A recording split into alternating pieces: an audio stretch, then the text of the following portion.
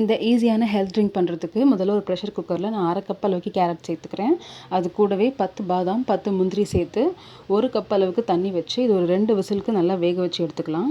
2 whistle நல்லா வெந்ததுக்கப்புறமா இது பாதாம் பருப்பு இருக்கு இல்லையா, அதோட தோலை மட்டும் உரிச்சிட்டு இந்த கேரட் பாதாம் முந்திரி இது எல்லாத்தையுமே மிக்ஸி ஜாரில் சேர்த்து நல்லா ஸ்மூத் பேஸ்ட்டாக அரைச்சிக்கலாம்.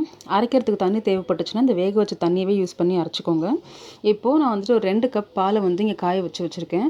இந்த கொதிச்ச பாலோட அரைச்ச கேரட் பியூரி இருக்கு இல்லையா, அதை சேர்த்துக்கலாம். சேர்த்து நல்லா கலந்து விட்டு ஒரு 3லேருந்து 4 நிமிஷத்துக்கு நல்லா கொதிக்க வச்சுக்கலாம். அப்போ அந்த கேரட் அண்ட் நட்ஸோட ஒரு பச்சை வாசனை மாதிரி இருக்கும் இல்லையா, இந்த வேக வச்சது அந்த ஸ்மெல் போகும்.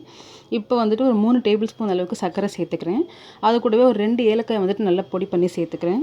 சேர்த்துட்டு இது கூட வந்து நல்லா கொதிக்க வச்சுக்கலாம். அதை இந்த ஏலக்காய் தூளோட வாசனை நல்லா ஸ்ப்ரெட் ஆகிற வரைக்கும்.